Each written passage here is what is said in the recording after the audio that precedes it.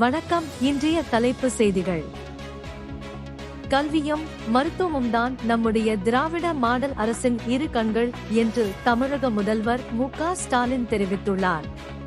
மடப்புரம் கோவில் காவலாளி அஜித்குமார் கொலை வழக்கில் நிகிதா பொய் புகார் அளித்தது அம்பலம், விசாரணையில் தகவல்.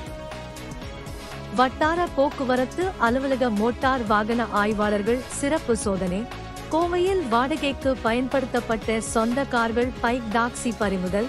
ரூபாய் 1,80,000 அபராதம் விதிப்பு. மக்கள் நலனில் அக்கறை இல்லாத அரசால் தமிழ்நாட்டில் சட்டம் ஒழுங்கு சீர்குலைந்து உள்ளது.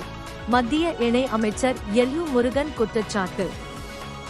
வரிவிகிதம் தொடர்பான சிக்கல்கள் தீர்க்கப்படும் வரை இந்தியாவுடன் வர்த்தக பேச்சுவார்த்தை நடத்தப்படாது. அமெரிக்க அதிபர் டொனால்ட் ட்ரம்ப் அறிவிப்பு. விருதுநகர் மாவட்டம் வெம்பக்கோட்டை அருகே சட்டவிரோதமாக வீட்டில் பட்டாசு தயாரித்த போது ஏற்பட்ட வெடி விபத்தில் 2 மூதாட்டிகள் உள்பட 3 பேர் உயிரிழப்பு. உயிரிழந்த 3 பேரின் குடும்பத்தினருக்கு தலா 4 லட்சம் ரூபாய் முதல்வர் மு.க. ஸ்டாலின் அறிவிப்பு. அனைத்து அரசு கலை அறிவியல் கல்லூரிகளிலும் பாலின உளவியல் விழிப்புணர்வு குழு ஏற்படுத்தப்படும். உயர்கல்வித்துறை அமைச்சர் கோவியில் செழியன் தகவல்.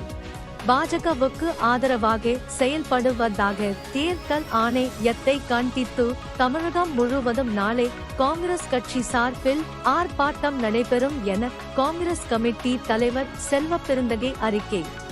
எட்டயபுரம் அருகே அரசு பேருந்தில் இருந்து இறக்கிவிடப்பட்டதால் மாணவிகள் போராட்டம்.